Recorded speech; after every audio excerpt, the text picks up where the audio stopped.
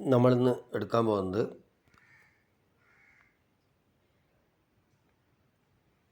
The snake and mirror എന്ന പാഠഭാഗത്തിൽ ചോദ്യോത്തരമാണ്. അപ്പോൾ എല്ലാ കുട്ടികളും ശ്രദ്ധിക്കുക.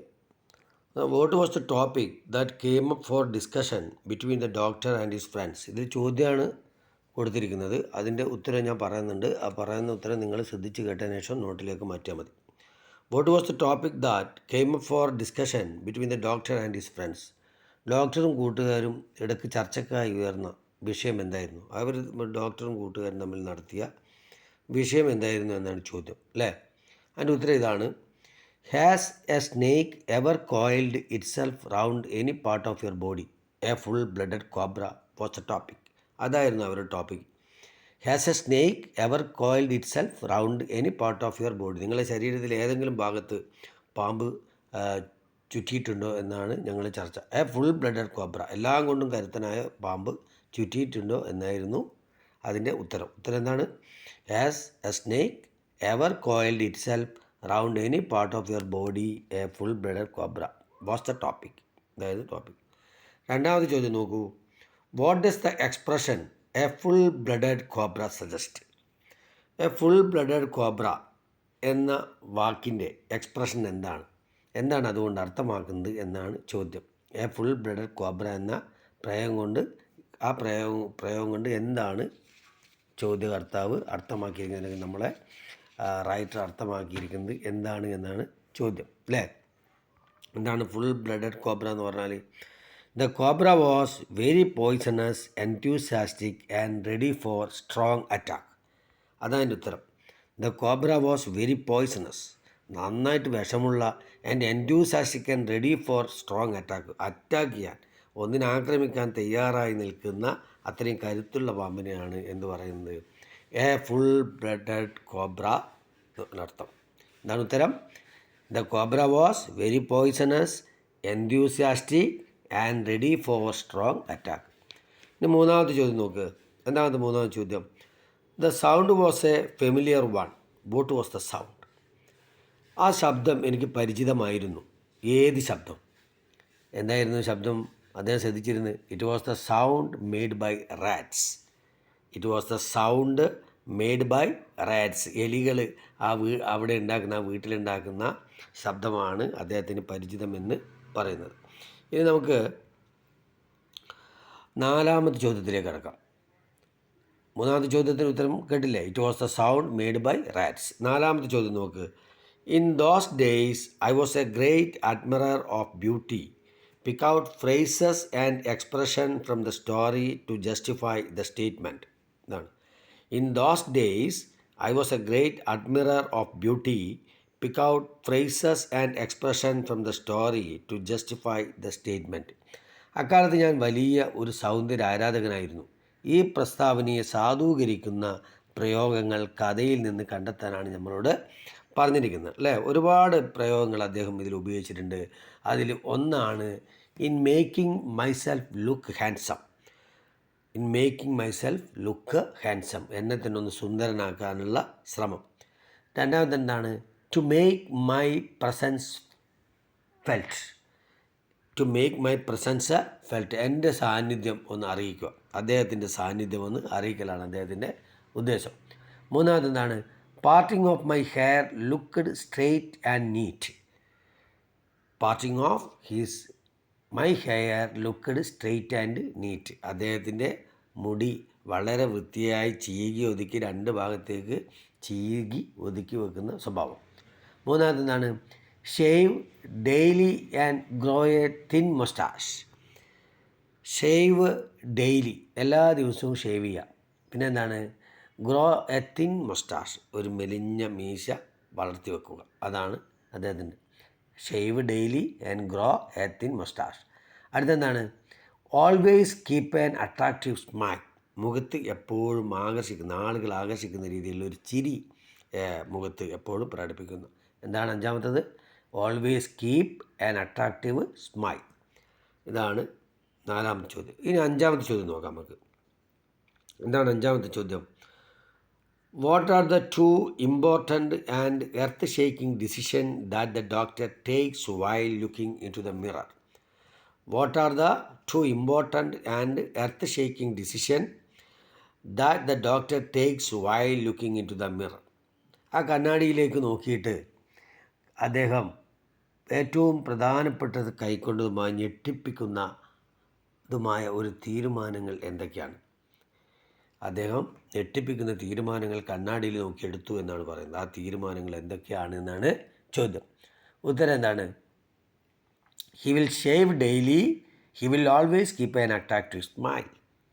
He will shave daily, he will always keep an attractive smile. എല്ലാ ദിവസവും ഷേവ് ചെയ്യുക, നല്ല ചിരി മുഖത്ത് പ്രകടിപ്പിക്കുക. അതാണ് അതിൻ്റെ ഉത്തരം. എന്താണ് ഉത്തരം? He will shave daily, he will always keep an attractive smile. ഇനി ആറാമത്തെ ചോദ്യം നോക്കൂ. Again came that noise from above, did the doctor pay much attention to the noise, why? ആണ്. Again came the noise from above, did the doctor pay much attention to the noise. വീണ്ടും അദ്ദേഹം ആ ശബ്ദം കേട്ടു, മുകളിൽ നിന്ന് ശബ്ദം കേട്ടു.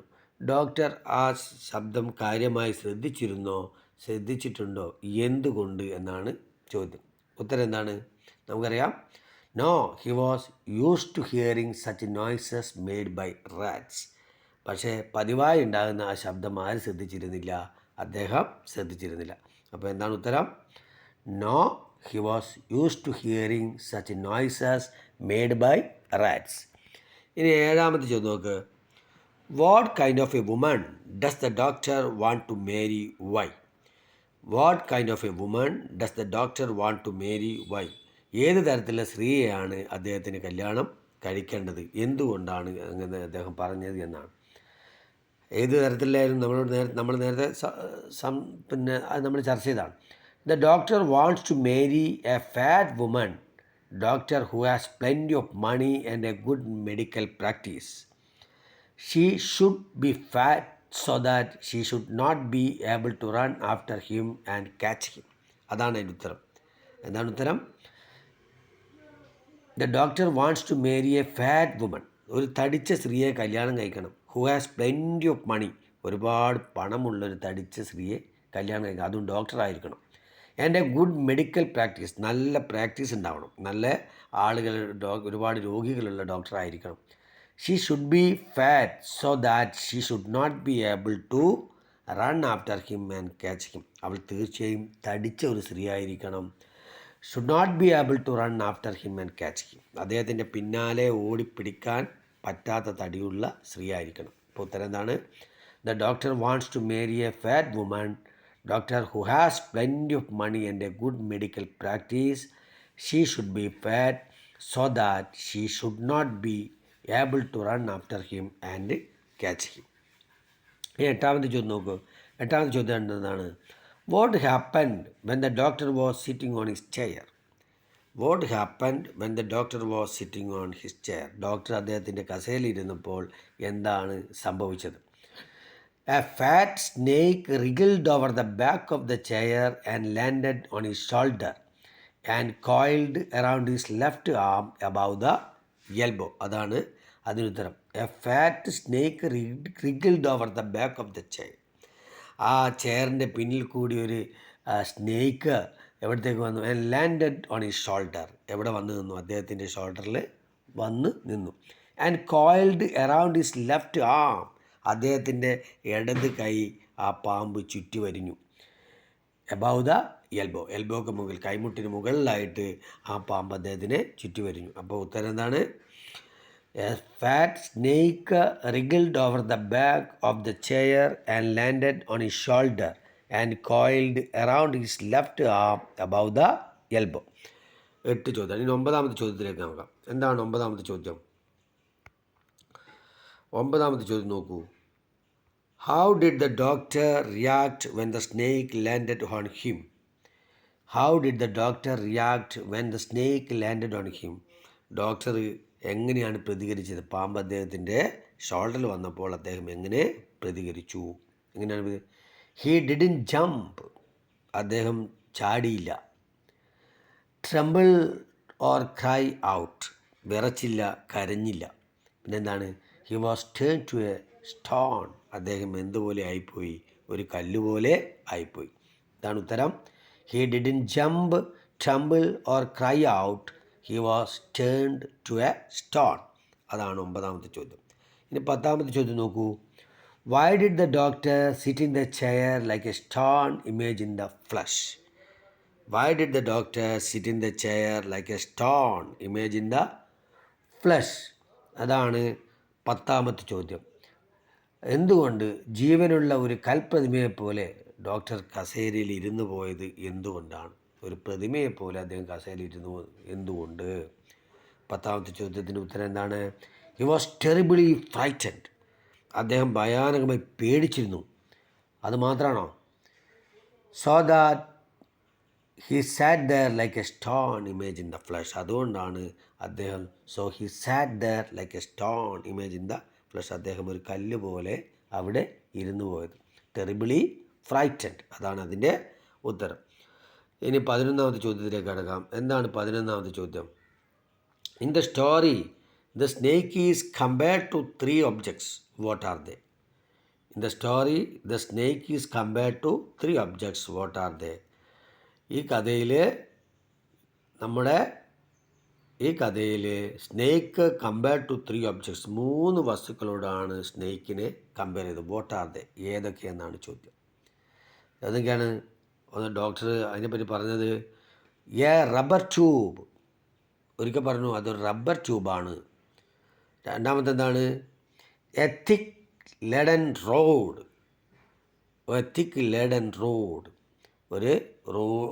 എന്താണ്? ഒരു ദണ്ട് പോലെയാണ് തിക്ക്, കട്ടിയുള്ളൊരു ദണ്ട് പോലെയാണ് ഡോക്ടർക്ക് തോന്നിയത്. മൂന്നാമത്തെ എന്താണ്? A rod made of molten fire. ഉരുകിയിരിക്കുന്ന തീ പോലെയാണ് എന്നാണ് ആര് പറഞ്ഞത്? ഡോക്ടർ പറഞ്ഞത്. അപ്പം 3 കാര്യമാണ് പറഞ്ഞത്. A rubber tube, A thick laden road, A rod made of molten fire. ഇനി 12ാമത് ചോദ്യം നോക്കൂ. Why did he feel that he was A stupid doctor?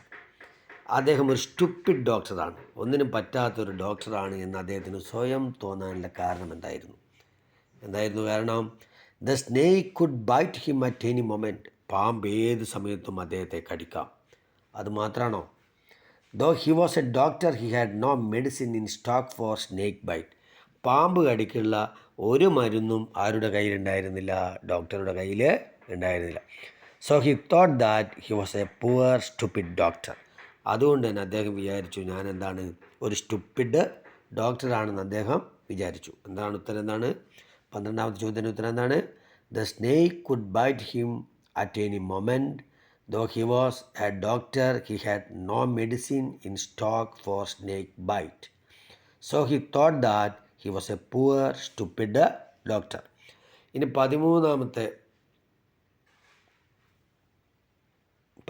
ചോദ്യം നോക്കൂ. I was suddenly a man of flesh and blood. What does the doctor mean by this statement? I was suddenly a man of flesh and blood. What does the doctor mean by this statement? ഞാൻ പെട്ടെന്ന് രക്തവും മാംസവും ഉള്ളൊരു മനുഷ്യനാണ്. ഈ പ്രസ്താവന കൊണ്ട് doctor അർത്ഥമാക്കുന്നത് എന്ത്? He could get up and go out through the door. He could get up and go out through the door. അദ്ദേഹത്തിന് എഴുന്നേൽക്കാൻ കഴിയുമായിരുന്നു.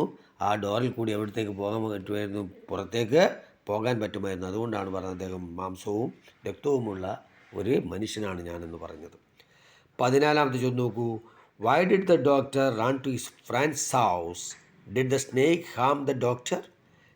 എന്തുകൊണ്ടാണ് ഡോക്ടർ തൻ്റെ ഫ്രണ്ട്സിൻ്റെ വീട്ടിലേക്ക് ഓടിപ്പോയത്? Did the snake harm the doctor? ആ പാമ്പ് അദ്ദേഹത്തെ കടിച്ചിരുന്നു എന്നാണ് ചോദ്യം. ഉപദ്രവിച്ചോ എന്നാണ് ചോദ്യം. ഉത്തരം എന്താണ്? The doctor wanted to tell the matter to his friend. Doctor അദ്ദേഹത്തിൻ്റെ കാര്യങ്ങൾ ആരോട് പറയണമായിരുന്നു? തൻ്റെ സ്നേഹിതന്മാരോട് പറയണമായിരുന്നു. He also wanted to have a bath and to change his clothes. അദ്ദേഹത്തിന് കുളിക്കണമായിരുന്നു, അദ്ദേഹത്തിൻ്റെ വസ്ത്രങ്ങളൊക്കെ മാറ്റണമായിരുന്നു. The snake did not harm him. പാമ്പ് അദ്ദേഹത്തെ ഉപദ്രവിച്ചിട്ടില്ല. It was enjoying its reflection in the mirror. പാമ്പ് കണ്ണാടിയിൽ നോക്കി അതിൻ്റെ റിഫ്ലക്ഷൻ ആസ്വദിക്കുകയായിരുന്നു. അതാണ് അതിൻ്റെ ഉത്തരം. എന്താണ്? The doctor wanted to tell the matter to his friend. He also wanted to have a bath and to change his clothes. The snake did not harm him. It was enjoying its reflection in the mirror. അതാണ് 13ാമത്തെ ചോദ്യത്തിൻ്റെ ഉത്തരം. 14ാമത്തെ ചോദ്യത്തിൻ്റെ ഉത്തരം. ഇനി 15ാമത്തെ ചോദ്യം നോക്കൂ. എന്താണ് 15ാമത്തെ ചോദ്യം? The thief had left behind one thing as a final insult. What was the insult? The thief had left behind one thing. ആ കള്ളൻ ഒന്ന് മാത്രം അവിടെ ഉപേക്ഷിച്ചു. ആ ഫൈനൽ ഇൻസൾട്ട്, അദ്ദേഹത്തിന് ഇൻസൾട്ട് ചെയ്തു, പരിഹരിച്ചു. What was the insult? എന്തായിരുന്നു ആ ഇൻസൾട്ട്? എന്തായിരുന്നു? The thief left behind the doctor's dirty west. ആ കള്ളൻ ഡോക്ടർ ധരിച്ചിരുന്ന ആ വൃത്തികെട്ട ബനിയൻ അവിടെ തന്നെ ഉപേക്ഷിച്ചു. Really it was an insult to the doctor's sense of cleanliness. തീർച്ചയായും ഡോക്ടറുടെ ക്ലീൻലിനെസ്, വൃത്തിയെപ്പറ്റി കള്ളൻ അറിയാമായിരുന്നു. അതുകൊണ്ട് തന്നെയാണ് കള്ളൻ അതവിടെ കളഞ്ഞിട്ട് പോയത്, ഡോക്ടറെ പരിഹരിച്ചത്. അപ്പോൾ എന്താണ് ഉത്തരം? The thief left behind the doctor's dirty vest. Really it was an insult to the doctor's sense of cleanliness. ഇതാണ് അതിലുള്ള 15 ചോദ്യവും അതിൻ്റെ ഉത്തരവും. അത് കൃത്യമായി കേട്ടതിന് ശേഷം നിങ്ങൾ എഴുതി വെക്കുക. ഈ പാഠം ചോദ്യോത്തരം കേട്ടതിന് ശേഷം ലൈക്ക് ചെയ്യുക, ഷെയർ ചെയ്യുക, നിങ്ങൾ സബ്സ്ക്രൈബ് ചെയ്യുക കേട്ടോ. Okay, thank you.